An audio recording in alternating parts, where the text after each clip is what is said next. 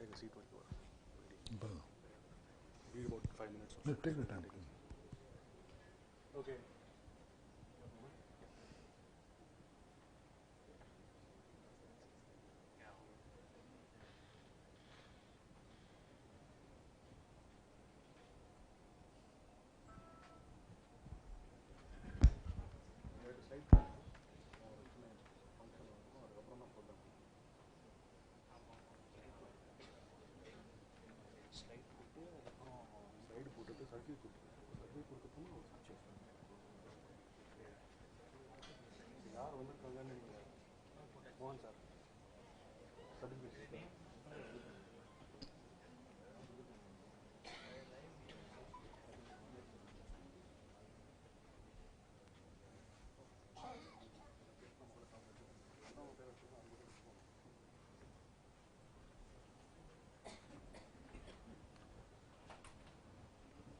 Good evening.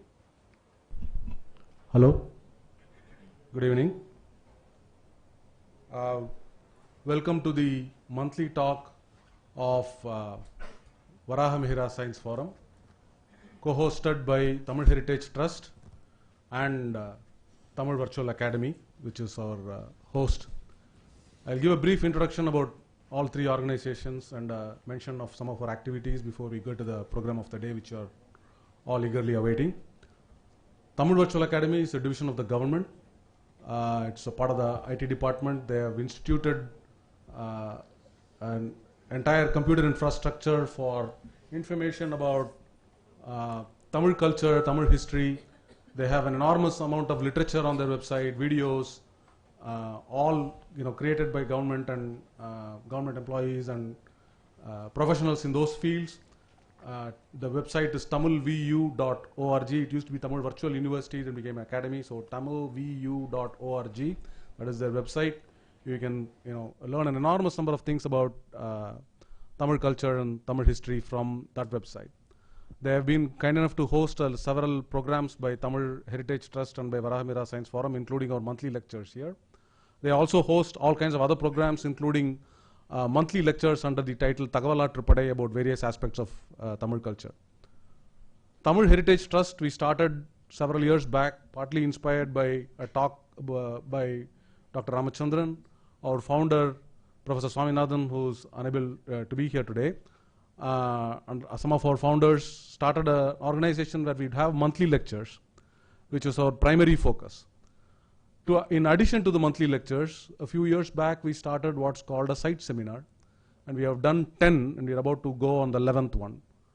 And I will talk about all of these in a reverse order. Besides that, we have something called a Pechu Kacheri, and recently this year we started two different programs.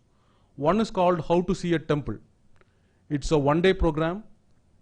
This is not a religious focused program. This is not that you get it from your family, you get it from your friends, your society. This is about the historical aspects of a temple. So we have three lectures, one each by really more an ardent amateur than a professional. One about architecture, one about inscriptions, and one about the iconography that you'd see in temples. And we have these lectures, you register for it, then you attend these programs, and then we take you, right now we are hosting these programs in Mylapore, so we take you to the Kabaleshwara temple, and we give you an hour and a half tour about all the aspects that we talked about. So that's one. In short, we call it HOWSAT, H-O-W-S-A-T, How to See a Temple. And inspired that way, we also created a program called How to See a Museum. We have a world-class museum in Egmore, Madras Egmore Museum, with 3 world-class collections. The 2 important famous ones, the Amaravati Gallery and the Bronze Gallery, are somewhat famous. There are other collections also of stone sculptures, Ravi Verma's paintings, and an excellent biology gallery which almost nobody visits, a fairly good geology gallery, and very interesting other galleries, anthropology and so on.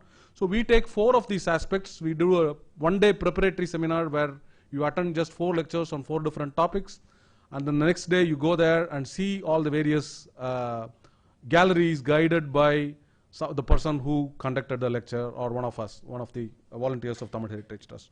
So these are 2 programs that we have done fairly successfully. The third is called the Mamallapuram Study Tour, the Mallai Study Tour, where we give you a 1-hour preparatory lecture about what the monuments of Mamallapuram are. With Mamallapuram, the rumors far surpass the actual monuments or the information about the actual monuments out there.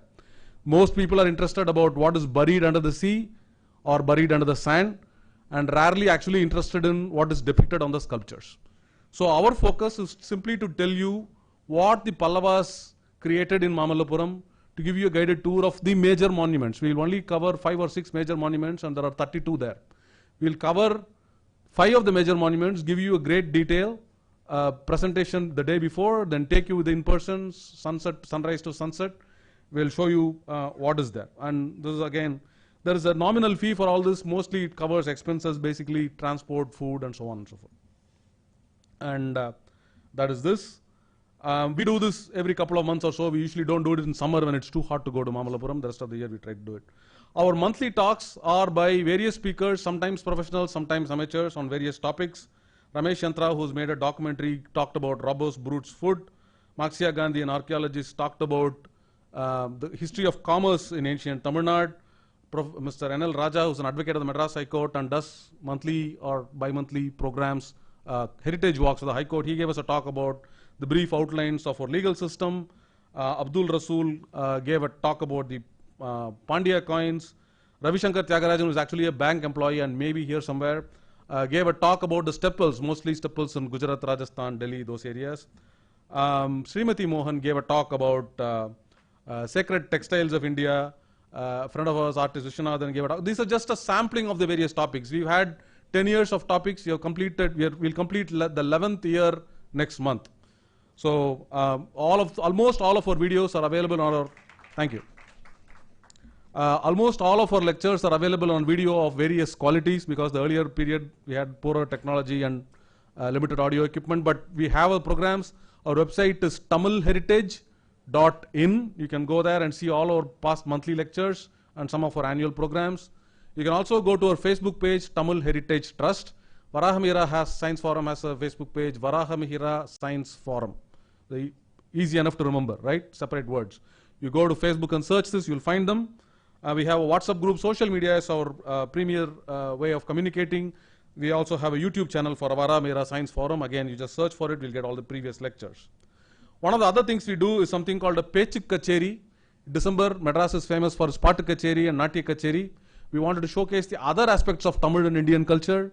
So we did, this year we did one on the Pandyas. We had a Pechik Kacheri on the Pandyas. 10 lectures on various aspects of the Pandyas, from their history that starts with the, or before the Sangam era and continues well into the 18th century. We had lectures on various topics. Last year we had a talk about the Cholas. We titled it Cholavalanadu Kalayudathu. We had several talks on various aspects, the large temples, the early Chola temples, the history of the Cholas, the paintings of the Cholas, and various aspects like that. We also do something called a site seminar, where we actually go to a site. We pick a site. Last year it was significant sites of Madhya Pradesh. This year it's going to be Kaveri Delta, the areas, the Chola areas of the Kaveri Delta. Previous years it was Kanchipuram as a town, Srirangam, Orissa, Gujarat, sections of Orissa, sections of Gujarat, all of which have very, very interesting. Of course, you can't do an entire state, in a 5-day trip or a 4-day trip, but we select certain monuments in certain parts of the state or the region. We go, before we go, what we do is we have this preparatory lecture model. Every Sunday for nearly 12 to 14 weeks before the actual tour, before the actual site seminar. So this is not just, you go to the site seminar, you just go there, you do a 5-day tour and come back. No. We prepare for this. We prepare for this with lectures, sometimes by professionals, sometimes by very passionate amateurs, based on existing material out there. For example, last year for Sanchi, we visited Bhimbetka, which you may know is the very ancient rock art site.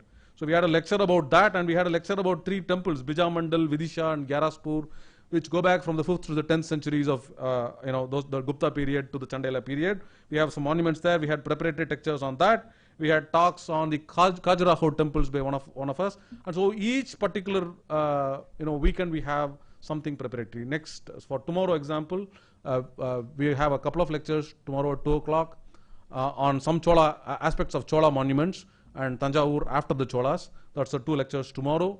You can contact one of the volunteers if you want to find out what we are doing. So these are the major activities of the Tamil Heritage Trust. Besides that, we also had a class on Pallava Grantha, a script of the 7th and 8th centuries. For the Science Forum, We had a science summer camp last year for children, where various physics, chemistry, and other experiments were shown. And we also conducted a summer camp on the history of Indian astronomy and mathematics. So we had a couple of lectures on this topic also, one on astronomy of foreign cultures in Tamil, which I delivered here at this auditorium as part of the Varahamira science lectures. And we conducted a 5-day workshop on this topic, that is Indian astronomy and mathematics. We only hear about Aryabhatta, we hear zero, we hear place value system, and then we hear all kinds of nonsense about Aryabhatta inventing gravity or heliocentric system. He didn't do that. But actually the Indian tradition has an enormous contribution to the world mathematics, and that generally people don't know. For example, somebody as significant as Manjul Bhargava, the recent Fields medalist, thinks the Pythagoras theorem should be renamed the Baudhayana theorem, because Baudhayana in the Shulba Sutra mentions and describes the Pythagoras theorem 300 years before Pythagoras. They utilize it. There are algorithms in the Shulba Sutras to tell you how to build a reducer, construct a smaller square from a larger square, a bigger square from a smaller square.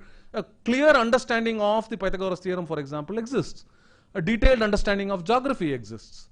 A large vocabulary of these things exists. We had something called the Ujjain meridian.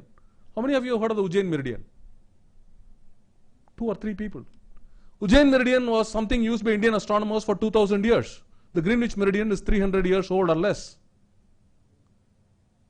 And we don't know much about it. So this kind of aspect, square root. Anybody calculate a square root? You've done it in your school.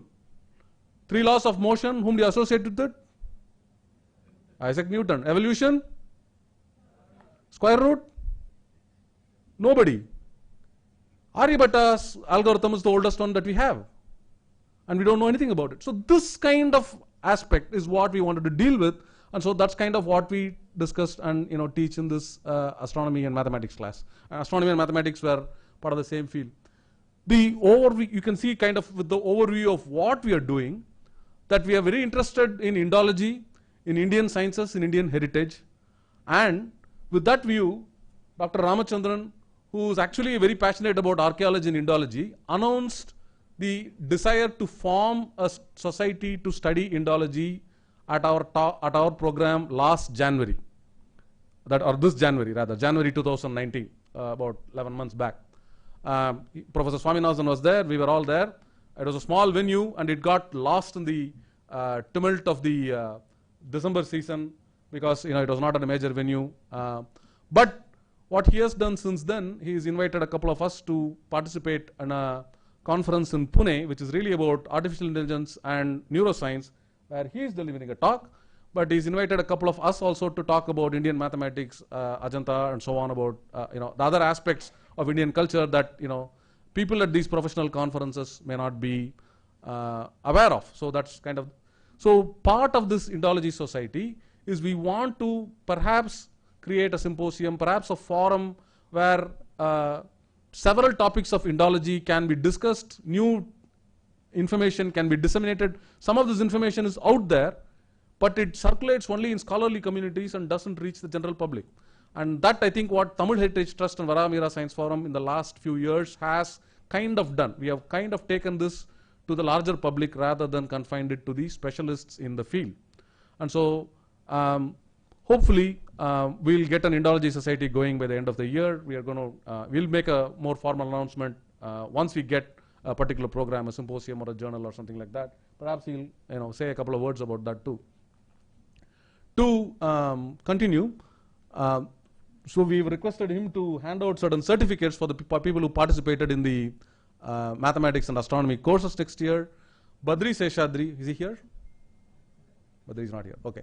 Badri, who is a PhD in Cornell and IIT graduate, attended that course. He knew, I taught the course. He knows much more mathematics because, the kind of engineering he did. And he is offered to conduct a slightly more advanced course where he compares the more sophisticated algorithms of Aryabhatta, Bhaskara, Brahmagupta, things called Chakravala, Kutakara. These are algorithms that are there, and compare them to similar algorithms developed by Newton, Raphson, Euler, Gauss, mathematicians of Europe, in the very famous mathematicians, right? You heard of them. You have not heard of these other mathematicians. So he's offered to conduct a course later in the year. So if you're interested, you can contact some of us, and we can, people who are interested, we can pursue that. Can I request Professor Dr. Ramachandran to step up here, and I'll call out some names, and people who attended and who are here can receive your certificates from him.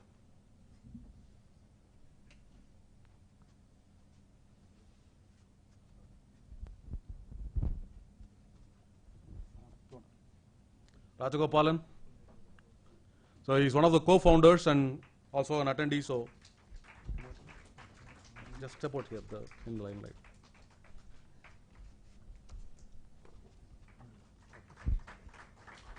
Umayal Subramaniam, Varuni,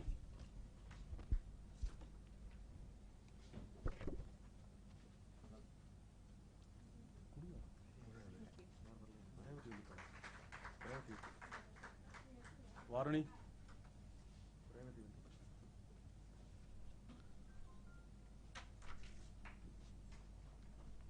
Namki,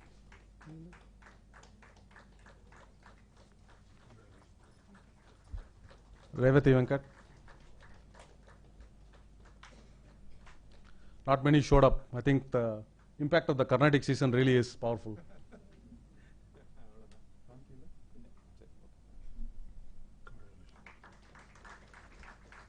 So thank you. So basically, usually the procedure is for the organization to introduce the speaker, but I have taken the privilege of using the speaker to introduce the organization. I hope you will take that in the right spirit. This is a man who is world famous. We are barely Madras famous. So I don't think the premier neurologist, neuroscientist, a man who's written a bestseller book, who's called the Marco Polo and the Paul Broca of neurology, winner of the Padma Vibhushan. I think if I continue an introduction, that will take the next 20 minutes, so I won't.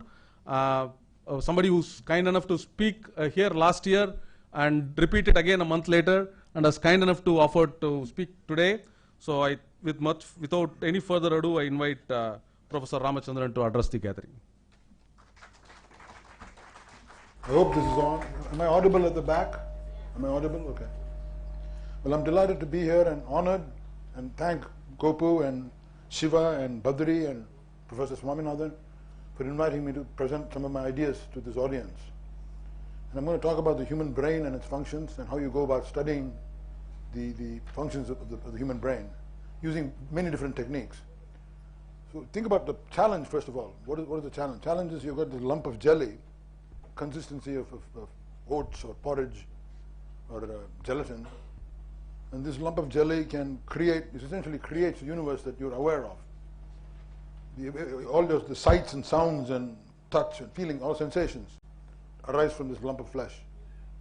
All your passions, your dreams, even what you think of as your own internal self has its origin in the same lump of jelly. How does this happen? There's a miracle. How does this happen? We have no idea. But we're beginning to make some progress. And that's what I'm going to tell you about. Some very promising insights and new directions of research about the human brain. So basically, one of the things we can do is to ask somebody to do something, like wiggle the finger, and then you can measure the activity of cells in the brain. But before that, just for the people who are new to this field of research, I think it suddenly stopped. Am I still audible at the back? Audible? Okay. Let me go a bit slower. So this lump of jelly is composed of neurons, small wisps of jelly, which are actually like cells anywhere in the body, but it has a long axon and dendrites. And these are basic structural and functional units of the nervous system, is a neuron. And the brain has something like 100 billion neurons, give or take an order of magnitude, 100 billion. And each neuron makes contact with about 1,000 to 10,000 points of contact with other neurons. These points of contact are called synapses. Synapse can be on, it can be off, it can be inhibitory, it can be excitatory. Based on this, somebody has figured out that the number of possible brain states exceeds the number of particles in the known universe, limited particle known universe. It's staggering complexity you're dealing with here. So how do you go about studying it? Many techniques, one of which is to make somebody do something and then measure the activity of the brain using brain imaging techniques. Then some part of the brain lights up. So if I do this, it doesn't light up, but if I do this, it lights up. So you know that part of the brain is involved in that function. Or if I look at something, the visual area lights up, but not the touch area. Touch means the touch area lights up. So this is one way of doing it. The way we approach the problem is very old-fashioned, going back to 18th, 19th century neurology. That is, when you damage a part of the brain, a small region of the brain, what you get is not a blunting of your mind, a general decrease in your mental capacity, as you do in Alzheimer's or in dementia. What you get is a highly selective loss of one function, other functions being preserved intact. This gives you some confidence in asserting that that region of the brain is somehow specialized for that function, right?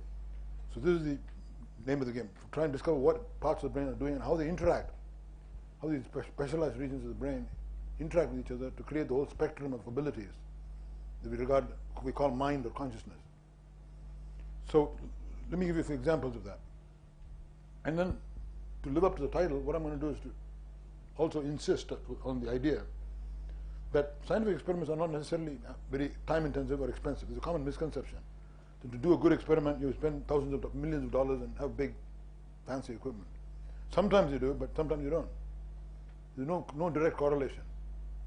So I'm going to prove that with a few examples from my own research. Okay, so let's take a look at. There's no.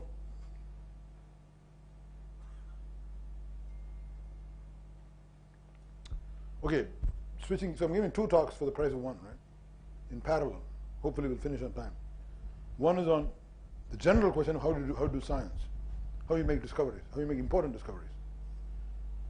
Second theme is just neurology, illustrating those ideas about the history of science, philosophy of science, using neurology as an example, patience as an example, to illustrate the heuristics of scientific discovery. Right? So let's just take a stab. I remember giving this lecture before, so it's an experiment to see if it works.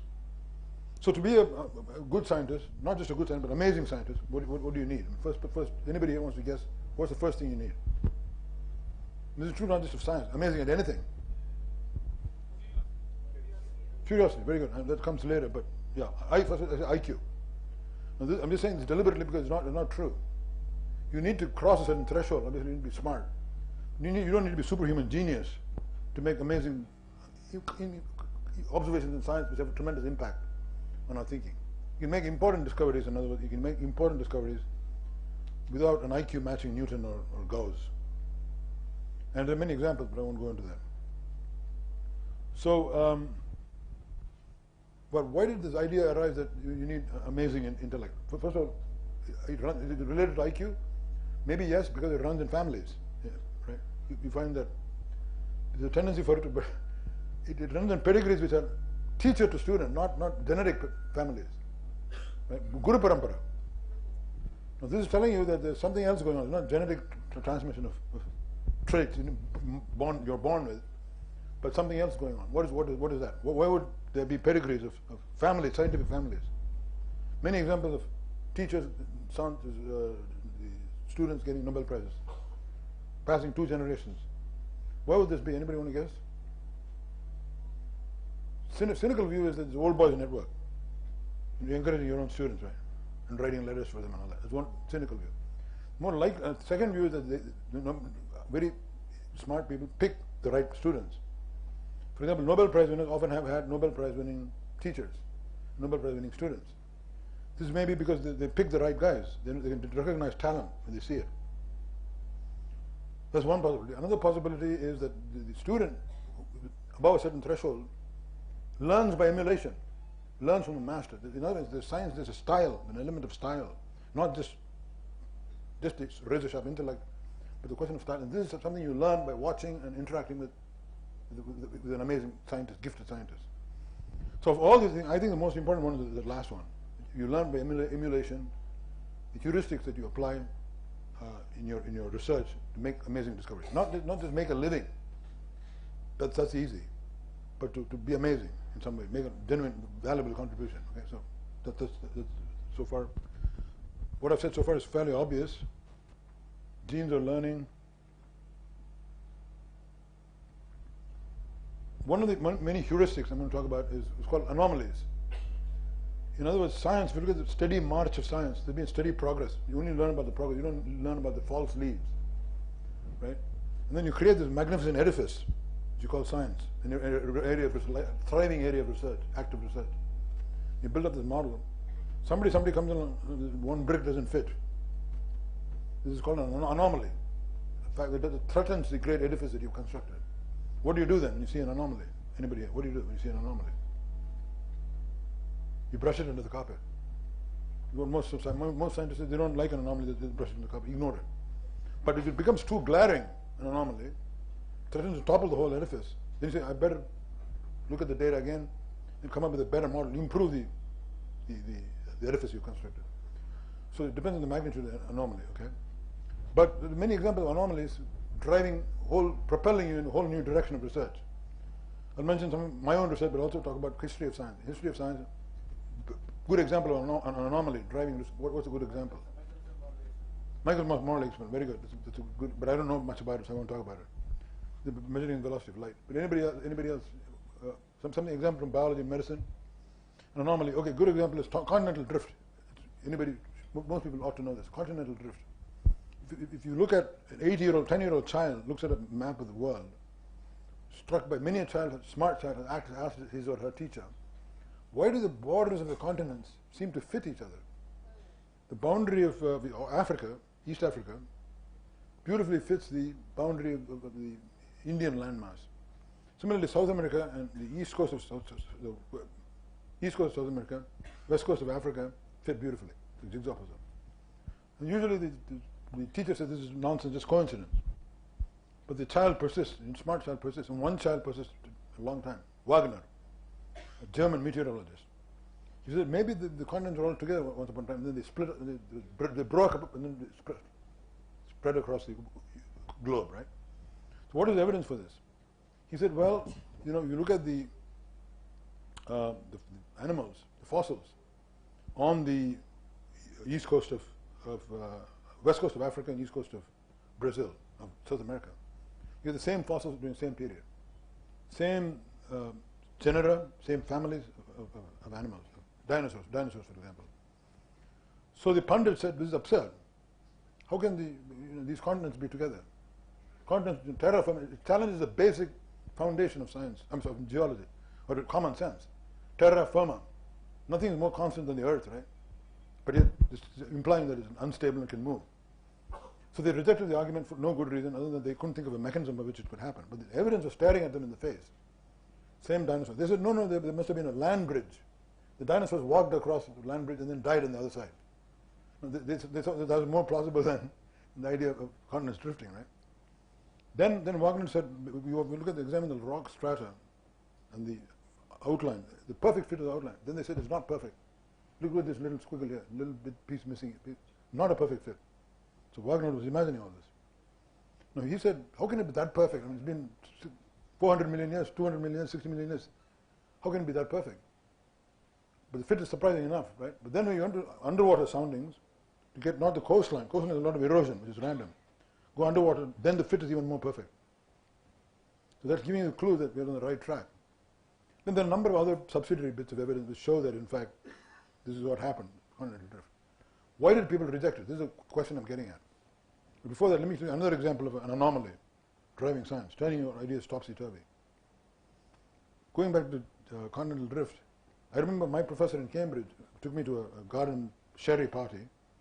This was about 30 years ago, longer than I care to remember, 30 years ago. And then there's one chap was talking to me about continental drift. And he said, there's this German guy who's talking about continents drifting, but it's complete rubbish. There's no such thing. It's impossible. Plates don't move apart. Then plate tectonics came along. They discovered plates do move, continental plates do move on the surface of the magma. And therefore, this is possible. And then people accepted continental drift. Right? So you have to come up with the mechanism. Then people accepted it. Until then, they ignored it. Right?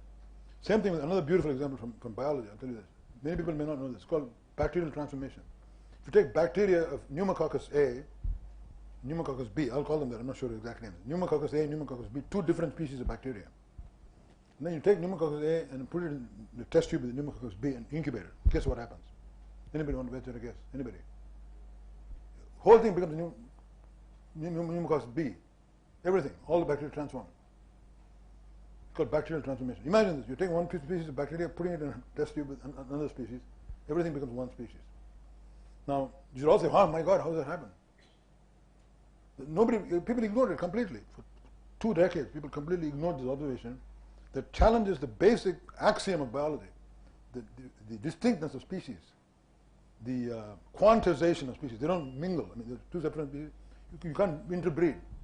And you hear somebody coming along and saying, you put it in a test tube, you get the same species coming out, right? To give you an example, suppose I bring a goat here and a pig, and I show you a goat and pig. It goes behind does something, two goats come out. What do you say? You just say that's absurd. I mean, how did it generate some trick? That's exactly what they did. They didn't use goats and pigs, they used bacteria. So people ignored it. Later it turned out they're right, that there is this transformation taking place, confirmed by other scientists. Even more intriguing, you can take the juice of pneumococcus A, extract the juice and squirt it on pneumococcus B, B turns to A. So some chemical substance is transmitting hereditary information. First hint of the DNA and translation and transcription. Okay. Then came along chromosomes. I don't want to go into lecture on history of biology, but basically they found that what's critical is the DNA, not the histones. Then look at the structure of DNA. Then, of course, genetic code, the rest is history. That brings me to the idea of metaphor in science. Metaphor is critically important in science. See, grasping analogies and metaphors. No less important in science than in poetry. For example, what's the metaphor here? Why do pigs give rise to pigs and not cows? Any child will ask you this, but adults don't ask this, right? The child whose curiosity is intense and not stifled will ask, why do pigs give rise to pigs and not cows? Now the answer was in the helical. The Crick saw at once the analogy, the complementarity of the DNA molecule, two helices, and the complementarity of offspring and parent. Heredity implies complementarity, right? Offspring and parent. Here is complementarity here. That analogy he grasped. Nobody else would think of that. It's so outlandish. The gap between molecular structure and phenotype is outlandish, right? Till that time when they proved that this happens, that this is genetic code, rest is history. So there are very important lessons to be learned here about science in general. What is that? Don't reject an observation simply because it doesn't fit the current picture, because the current picture may be wrong. Now what about, when do you reject an observation? When you repeat it again and again. Another example is telepathy, right? Telepathy. How many of you believe, I don't want to get into controversy here, but telepathy is bullshit. I mean, it doesn't work. Okay, now, I know I'm offending some people, so I don't want to go into detail, but what I'm saying is that if you measure telepathy, each time you measure it more carefully, the smaller the effect. The person, you put it in a sealed chamber because some noise comes in, it doesn't work, that's it. Then you do something else, you seal the chamber, there's something else, it doesn't work. The more you measure it, the less the effect. Then you're in trouble. On the other hand, the more you measure it, the more different ways you measure it, the effect is amplified, then you know it's a true effect, the real effect. So don't ignore an observation simply because the empirical evidence, so first of all, if the empirical evidence is wrong, you ignore the observation, right? That's the valid reason. But don't ignore it because it doesn't fit the big picture. Telepathy doesn't fit the big picture in science. Don't reject an observation if you can't think of a mechanism, because that's just your failing, right? So you don't have to know that what mechanism is before you accept the observation. Like continental drift, people would have accepted it a long time earlier if they had known about plate tectonics. They did not know about plate tectonics, so they rejected the observation, which is the wrong thing to do. If the observation is resisted repeated attempts to disprove it experimentally, effect is manifest and clear, and yet there's no explanation, then change the explanation, not the observations. Look for a new explanation. That's a critical thing. So you go on and on about how do you know, you have to develop a nose for anomalies. Nose for anomalies. Because many anomalies are wild goose chases. But you pick the right one, you made a new discovery. Change the whole direction of research, of thinking along certain lines of research. Okay, good example of this. In neurology especially, full of anomalies. We're lucky. I'm lucky to get into neurology because it's still frozen in the 18th century. In neuroscience, integrated neuroscience, there's a lot of progress. Cellular neuroscience, molecular neuroscience, but not macroscopic neuroscience. It's been going on for 100 years, a lot of important discoveries, but still a great deal to be done. So neurology is full of examples of anomalies. But the important thing is, many of the anomalies are false, they're bogus. You have to know which is real, which is bogus. Right? How do you know that? So telepathy is not real, right? And bacterial transformation is real. Soon you develop an intuitive sense of what's real, what's not. For example, in neurology, there's a disorder called Du-Clambeau syndrome.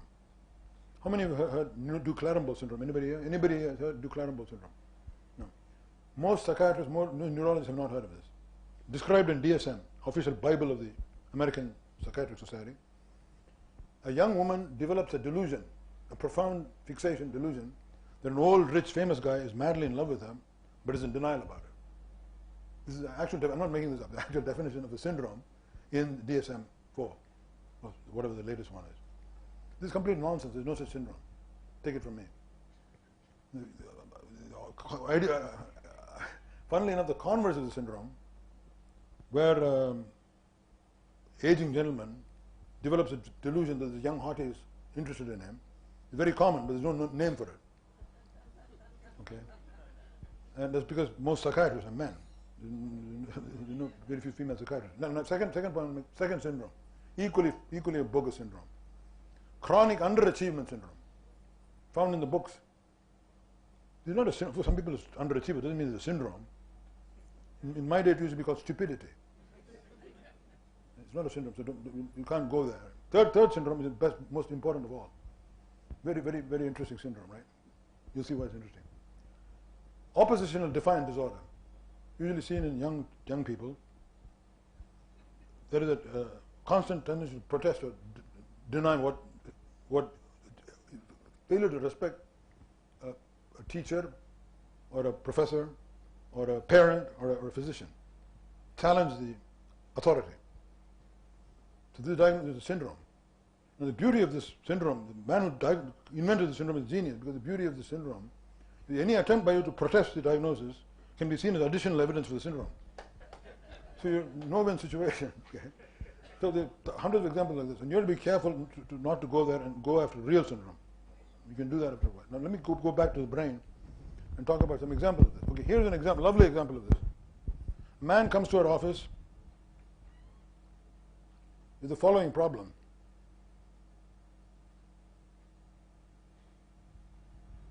Man comes to the office for the following problem. All his life, you all heard of phantom limbs, which is what my main research has been. I've not talked about it today because I've been lecturing throughout Chennai. I've done it 2 or 3 times. I'm not going to do it today. Okay, but phantom limbs, the person amputates the arm, continues to vividly feel the presence of the missing arm. Phantom. Everybody knows this. What people don't know is another syndrome is the converse of this, which is an intense desire to create an amputation, to actually amputate the arm, create a phantom. Well, it's incredulous. Huh? Go look at the internet. Called apotemnophilia. Group of people who want their arms amputated, otherwise completely normal. A guy came to me, he's a dean of an engineering school. He said, what do you want to talk to me about? He came to me, he said, doctor, I want you to consider this very carefully.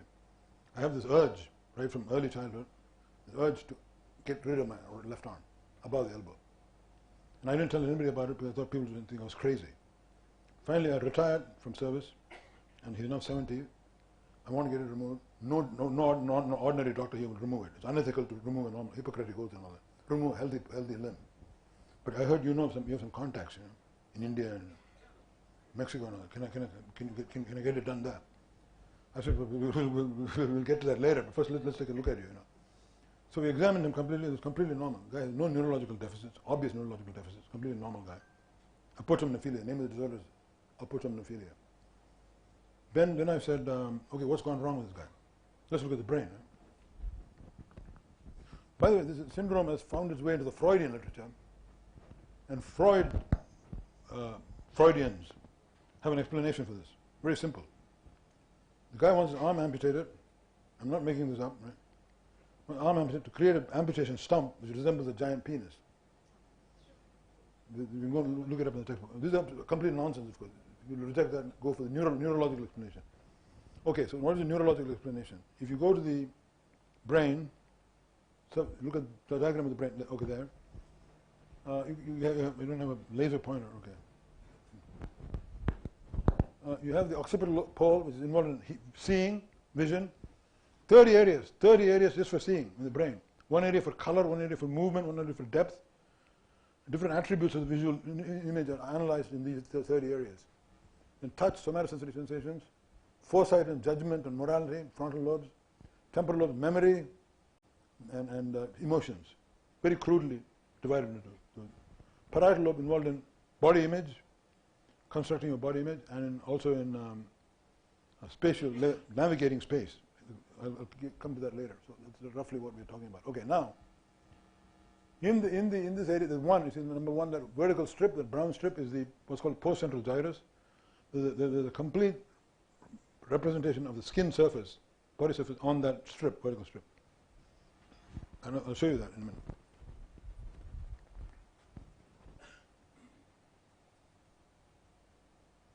Okay, so right there is the I think the ones. Oh, yeah, there it is. Okay. All right. So that's a representation of body surface on the brain, right? If you touch different parts of the body, you get activity in different parts of the brain. And you make that map using this procedure, Penfield map. Now, when you see this, very interesting. My answer is maybe this map is modifiable. All this laid down framework is laid down genetically by genes. Maybe it's missing the arm for some reason. Then there's no arm representation in the brain. The guy feels it's alien and it's not his. He wants to remove.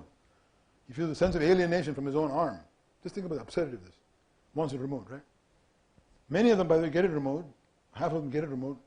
90% of the time, they feel much happier, lead normal lives without the arm. Much better off than when they were with the arm, right?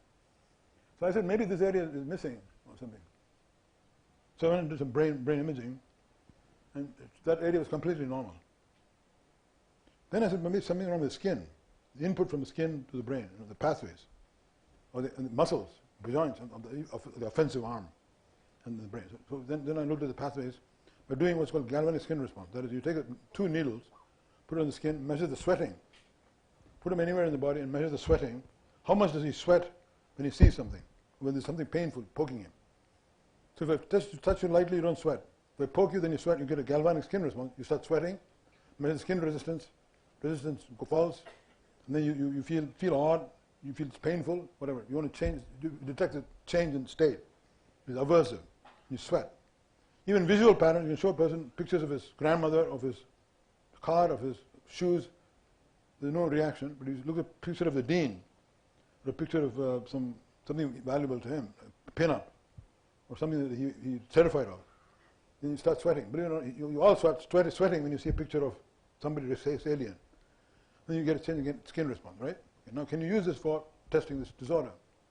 So if you put this electrodes here, and then you touch him with the needle below the line of amputation, then normal person would get a normal response. But for him, he doesn't want this arm, he wants it removed. What if you poke him in the arm, right? Would he then register a much higher response? That's the question. Or much lower response. If it's disconnected from the brain, if the body is disconnected from the brain, then he should feel much less the touch sensation, and you should not register a change in the galvanic skin response. Is that clear? Okay. Okay. Now, what happens to the patient? We tried it on the patient. Normal response, normal response. When you come below the line of amputation, where you want to amputate, you get a big jolt, much bigger than normal. So, contradicting our theory that the arm, we want to remove the arm because there's no sensations going from there to the brain, you get the opposite. You get a jolt in the GSR. Is that clear? Okay, so here's the guy denying his arm. He wants the arm removed because he feels alien. Then we stimulated that arm. Then we expected a lower signal in the brain because he doesn't want it. In fact, you get a higher signal. Why does this happen? Our reasoning was maybe what's going on is the signal is going from the arm to the brain normally, like in normal people. It gets to this area S2, which is involved in sensing touch and all that.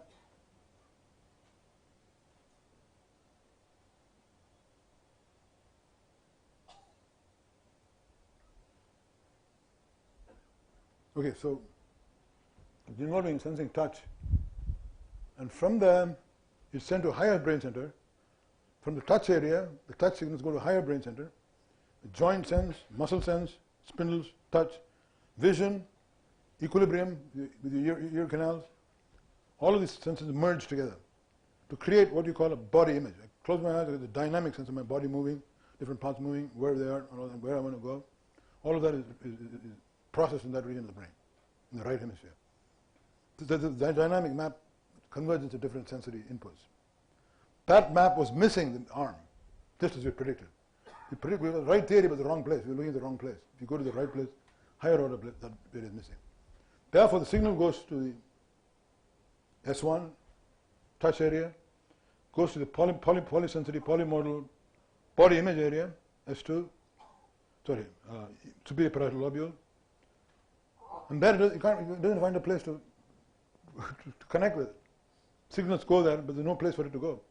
That discrepancy the brain abhors. It's sent to the amygdala, structure called amygdala and insula, and they said, I don't want that. That urge is then manifested as a desire to amputate the arm. Amputate the arm feels much better because that discrepancy is gone. It's a bizarre syndrome where you can find a simple explanation, test it in about 3 hours, maybe more like a couple of weeks, and show that you're on the right track. Another example of this same sort of reasoning. It's a lovely example of anomaly in science, right? People have been known for over 20, 30 years, completely ignored by medical establishment. Then the guys are crazy. And in fact, he's not crazy, there's a specific anatomical reason, okay? Now, let's go on to the next slide, okay? Okay, decision whether to amputate or not is still a vital question. We don't know. The other point I want to say is about mirror neurons, a class of neurons we call mirror neurons. I'll tell you about it in a second. So you got the map of the surface of the body and surface of the brain, right? I already told you about the map. Behind the map is the second map, further processing of the signals. So stage by stage, classic computational models in vision and sensory processing, stage by stage algorithm. You compute some aspect of the image, visual image or the tactile, make explicit some aspects of the image, and then it gets sent to the next stage. You process, do further computing, make explicit some aspect of the image, and send it, okay, like a bucket brigade. Finally, climactic act of perception. Wow, it's a pig. Wow, it's a dog. Wow, it's a piece of wood. I don't care about it. And the message then cascades from there into the amygdala to determine the significance of what you're looking at. Is it a pig or is it a lion? Should I run away or should I stay and fight? What should I do? Now, what's this got to do with what I'm saying? Okay, so that's another example of anomaly, right? So you're now recording from the cells in the brain. You've got this area. Sorry, not wrong. You get the area with as I just told you, the vertical strip with the different body parts represented. In that strip, there are cells which respond to your elbow. You go behind it, S2, there are also cells next higher up in the hierarchy, respond to elbow, fingers, and face, all. So complete map. See the same kind of map is seen higher up, body image map. Now, 10% of these cells will respond to my watching you being touched. My cells are firing when you touch my elbow. When somebody touches your elbow, the cell will fire. Rizzolatti, in Parma was discovered this, mirror neurons. It also responds, if you move your hand, 10% of the motor command neurons in my brain, sending commands to the brainstem, to the muscles, to orchestrate the precise sequence of twitches to grab a cup. That neuron is programmed to do this. That neuron will fire when you reach out to grab the cup. It's astonishing. My motor neuron, which is creating the sequence of movements to grab the cup, fires when his hand goes into reach. How is that possible? Well, nothing to do with telepathy. What's going on is you're using a visual input to do internal virtual reality simulation of the impending action. It fires, and then the brain says, that guy is about to go grab the banana. The same neurons are firing as I would, as my neurons will fire when I reach for the banana. Same neurons are firing, therefore that's what he's up to. So it's a mind-reading neuron. It enables you to interact socially with people, thinking of them not as automata, but as a person with needs and intentions like me. This is what he's up to, the Machiavellian primate. So let me do what's necessary, required for the next step. So this sets up the dialogue between people of speculated even language, which is dependent on mirror neurons. I'm not going to go there, but let me say clinically very interesting, mirror neurons, okay? If you touch you, and I feel the touch and the same neuron fires as when I'm touched, right? But 10% of them. Why don't I feel it when you touch him? I'm making the claim that neurons in my S2, which normally fire when somebody touches my hand, pathway is there. Why would they fire when you stroke him? And then why would I not feel it?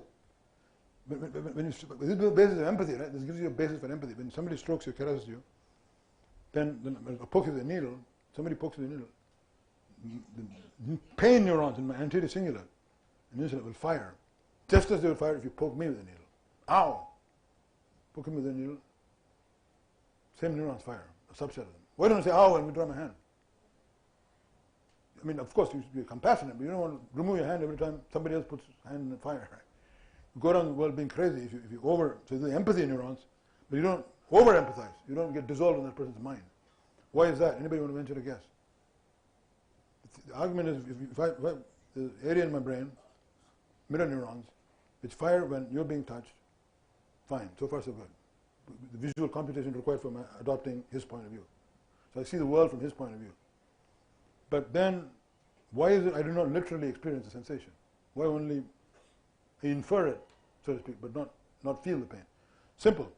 Reason, your own hand is still there. There are pain receptors there, signaling, I'm not being hurt, shut up. So the inhibitory signal coming there, null signal, is inhibiting the pain mirror neurons, which are firing when they see you reaching for touching a flame or something. Is that clear? Okay, so how do you test this? Anybody, quick, how do you test this? This is theory, right? Theory that sensory input is coming in, blocking your mirror neurons from experiencing the sensation, right? So theory is that if I poke you with a needle, my pain neurons will fire, right? And I should feel the pain. But the skin is sending an input upstairs saying, don't fire because you're not being pained. Your receptors are normal. Somebody else is in pain, you're watching him. You are not being poked, don't worry. How do you test this? Anybody? If you amputate my arm and I watch him being poked, then there's no null signal coming in vetoing it. Mirror neurons fire and I say, ouch! I should say ouch and actually feel the pain in my phantom, right? It follows from my theory that you should feel the pain. In other words, if an amputee were to watch you being poked with a needle, he should feel it in his phantom limb. It absolutely sounds supernatural, but it's just science, basic science, right? We tested this on 2 patients, came to a lab, asked them to look at think of what was going on in their mind, and report what they were experiencing. They said, watch me. Ow! He shouted, and I said, you poked my finger. His phantom fingers, but he felt the pain when I poked my real fingers, watching it. Now, when you see something like this in the clinic, you worry about confabulation. What is confabulation? Making it up for insurance or for whatever reason. You don't want to appear like a fool. Somebody else being poked, so you sort of make up stuff. Usually for insurance purposes. You claim you're deaf, you're blind, or you have intense pain, all of that. So you have to be very wary of this phenomenon when dealing with the patient. Patient claims he's deaf. How do you find out he's really deaf or not, for example? Common sense, right? How do you find out somebody's really deaf? Yeah? Oh, good. If I were there, I would test you. Okay, so how do you test? You can just say, you shout at him, startle him. Trouble is, he may be poor hearing, but he may not be completely deaf. So it's not a foolproof test. Very simple. Drop a coin. No human being can resist the sound of a coin dropping. Money, go for it. If he doesn't turn and look at the ground, she's not making it up. Okay? So what do we do with this lady? She's claiming that she can feel that on her chest. How do I know she's not making it up? I'm going to put this boiling water here, put my finger in the boiling water, and I want you to feel, the patient, I told you, the patient, what do you feel? Let me know what you feel. Will she feel the boiling water sensation, the actual heat in the finger? Will you feel the liquidness, the watery substance in it? Did you feel all that? How precise is the mirror neuron activation? Only for touch, also for temperature? What else, right? So I did this, and I put it in my hand in boiling water. Actually, it was not boiling water, it was dry ice. But she thought it was boiling water, right? Dry steam coming out with a phony flame made from Halloween store. So he said, Dr. Ramachandran, don't do that. I said, no, don't worry, I'm just going to briefly pull it out. Plong. He said, ow. She said, I didn't feel any heat at all. I felt the wetness, liquid, but I did not feel the heat. Now, why was she making it up? Why was she making a bizarre story like that? I feel only the wetness. She said, I feel everything, right? First clue that she's not making it up. Second clue is that if you say, second clue is that she was talking to me. Why does this happen, by the way? Why does temperature not get referred? Because there are no temperature mirror neurons. Only exist for touch. That's why she doesn't refer the temperature, okay? If she's trying to fool us, she'll say, yes, I feel the warmth too, right? Then, clinching evidence, I was just talking to her. She was doing this under the table. Why is she doing that? The wetness, the water. There's no water there. I mean, it's just all in her mind, right? So this all gives you clinching evidence that in fact she's not making it up. More striking evidence, by the way, than 6 months of brain imaging with $20,000. You still don't know whether the signal is statistically significant or not. This one, you can 5-minute experiment, you've shown to prove your point, right? Now, interestingly, these patients also occur congenitally. These are patients with amputation. We've seen patients, Jamie Ward in Oxford has seen them too. In fact, he saw them first. We saw the amputation version first, but he described the congenital version. So what happens is, if you look at this lady comes to my office, perfectly normal, high IQ, high scores, GRE scores, everything, and mentally not deranged in any way. So I can feel something touches you, I can feel it in my hand. You scratch, I feel it in my head. If you tap, I feel it in everything. Exactly like the other example, right? So what's going on here? In her, the congenitally missing inhibition, just as what you produce by amputation in this guy, in her happens congenitally. She says the same thing, okay? The interesting thing is, out of idle curiosity, I just did this. Now, any of you try, you cannot tickle yourself. Impossible, because the brain predicts you need unpredictability for tickle. So I do this, and she starts hysterically laughing. So what happened? I feel like I'm being tickled. I can't stop laughing. I can't stop. And the reason, of course, is her brain is not hooked up. She can't predict exactly what the next movement is. So she starts tickling. We call it interpersonal gagglesthesia, referral of tickle to another person. Not a disease of profound significance, but fun nonetheless. So okay, there's another anomaly. Right? So this launched me into a whole new direction of research about humor, evolution of humor, but I'm not going to talk about it. Maybe during discussions we'll talk about it, running out of time. Okay, let's talk about, I'm just going through my list to see what's interesting to talk about. Phantom massage, out-of-body experience, you can come to that if you want later. Pseudo syndromes. Okay, synesthesia. Now there are two more modules. One is synesthesia, another is how the brain constructs a calendar. How you and I construct a calendar, which you use for the week calendar, monthly calendar. Which one would you like to talk about? Given the time limits, we can talk either about the calendar or about synesthesia. Calendar, okay. All right, we'll go for the calendar. Maybe I'll meld them together. Okay. In synesthesia, the condition observed by Charles Darwin, that 1% of the normal population, 0.1%, 1 in 1,000, 1 in 10,000 normal people will see, if you draw the letter 5 and show them, will see the letter colored, even though you've drawn it black ink. 5 is red, 6 is blue, 7 is chartreuse, 8 is indigo, and 9 is yellow. Every number has a particular color. Contrary to Galton, we found it's very common. 1 in 50 people have synesthesia. 1 in 50. So there are probably 2 of you here who will not come out who have this ability, or whatever you want to call it, this gift. Then I see some hands going up. Okay. Now, question is, what's going on here? Why do they see? Why is it 5 is red? What does that mean? It's an anomaly. Right? Classic example of anomaly. Kuhnian anomaly. 5 is red, 6 is blue. Several first present right from childhood. Always their entire life they've seen 5 is red, 6 is blue, 7 is. Chap walks in here and tells you this. Imagine I'm this chap with synesthesia, color and number synesthesia. I'm sitting in the chair. I want you to ask me some questions, and I'll answer them.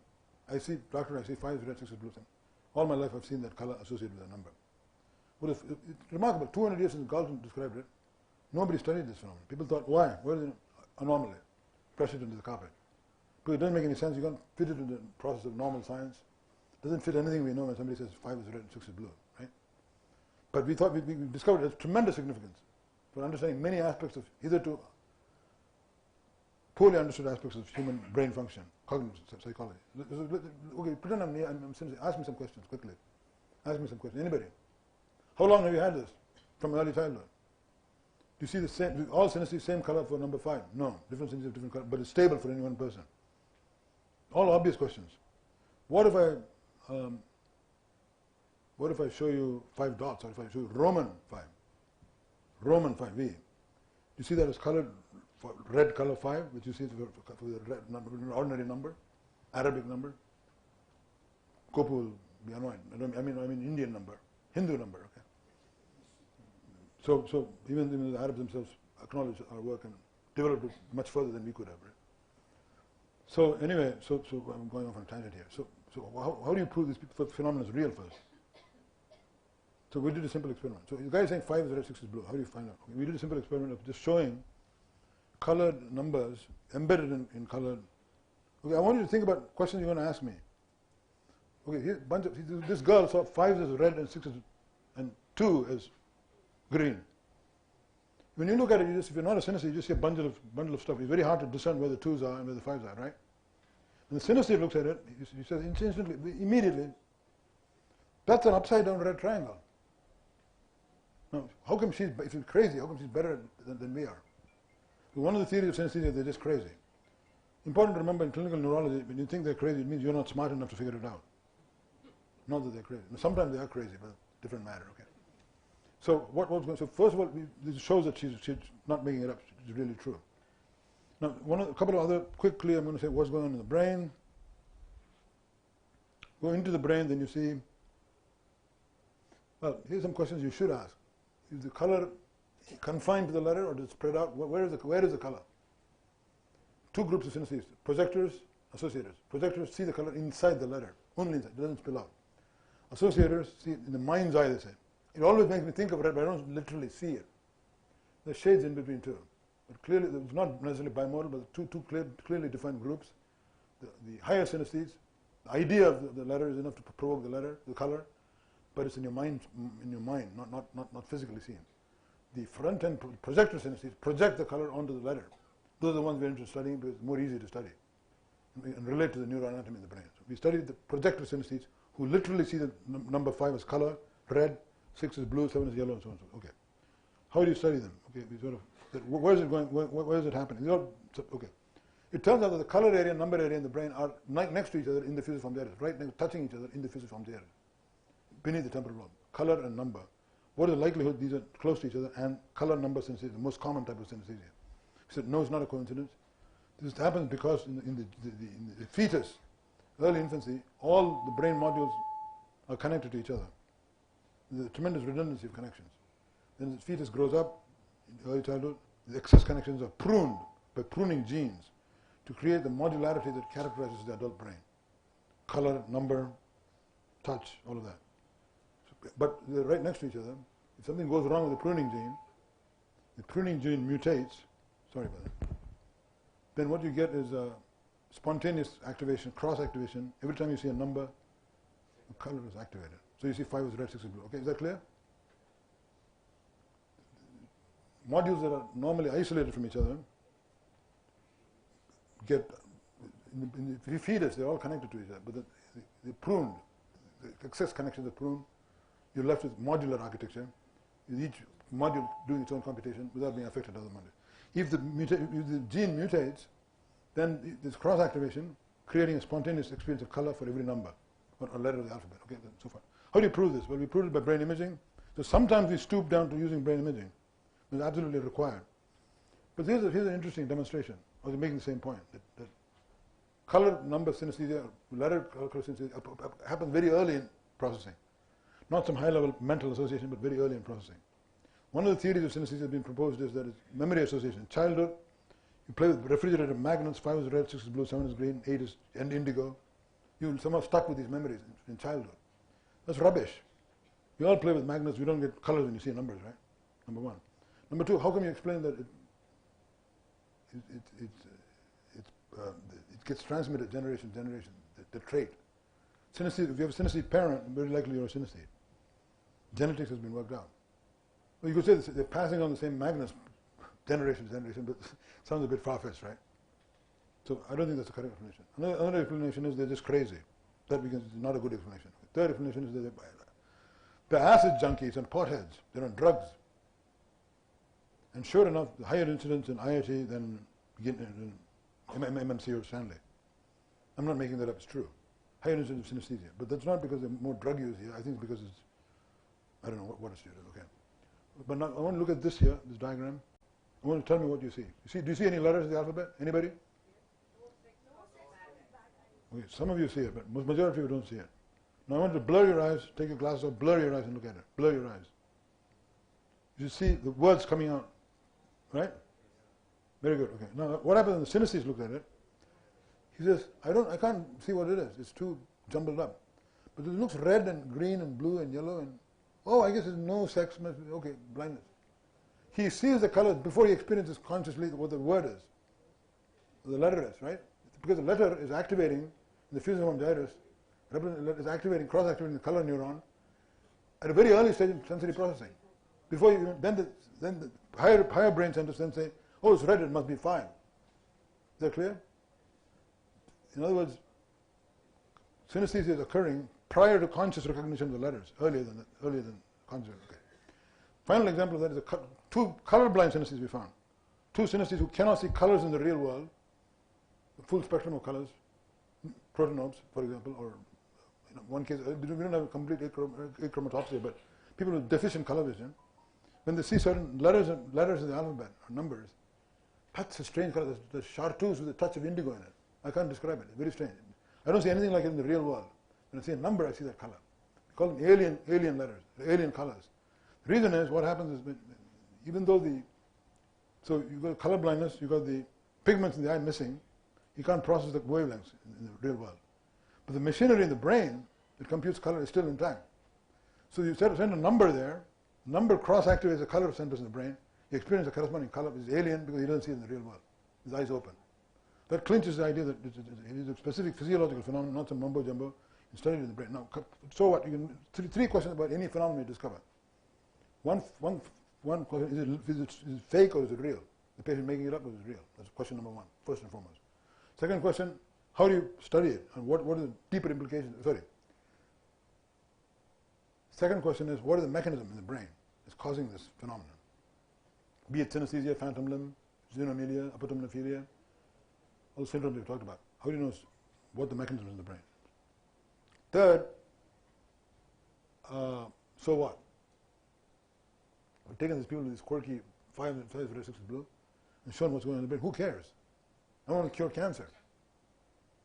What's the use in doing that? So we have to provide an incentive for doing it. What does it prove? Why is it useful? Lastly, can you help the patient? In this case, you don't have to help him because he enjoys the synesthesia, but phantom pain, all that. Can you do something to help? So four agendas we have. Is it real? What is the brain mechanism? Why is it important to us? Can you cure it? Each of those I've explained for many of the syndromes. But now we come to this synesthesia. So what? I'll tell you what. These people have a gene mutation that causes hyperconnectivity, cross-modular hyperconnectivity activation. What is creativity? Creativity is, for example, if I say, one observation I forgot. Synesthesia is 8 times more common among artists, poets, and novelists than in the general population. 8 times more common among artists, poets, and novelists than in the general population. Why would that be? Because what do artists, poets, and novelists have in common?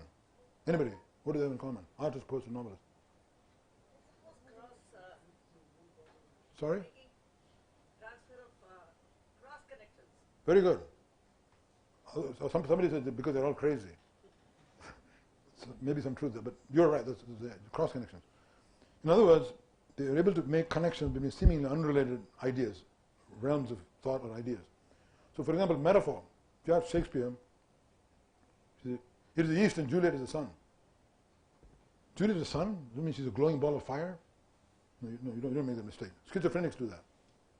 Right? They say, take it literally, they say it's a glowing ball of fire.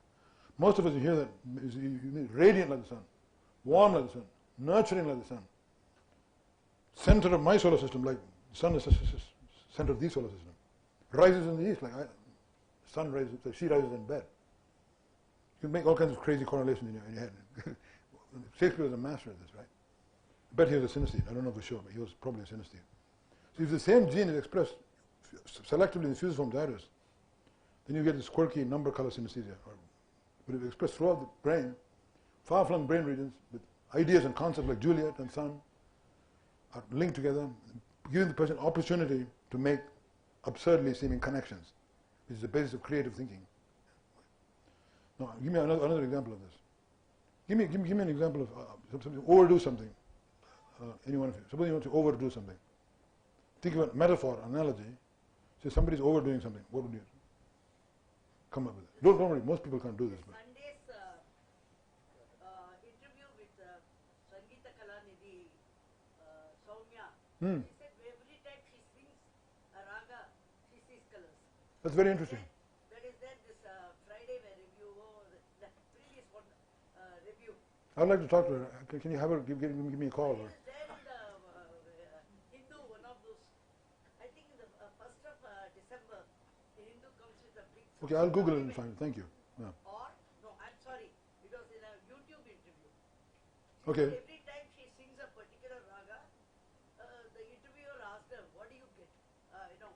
What is the sensation that you feel? She says she sees colors. Thank you for No, that drawing was me. in a YouTube...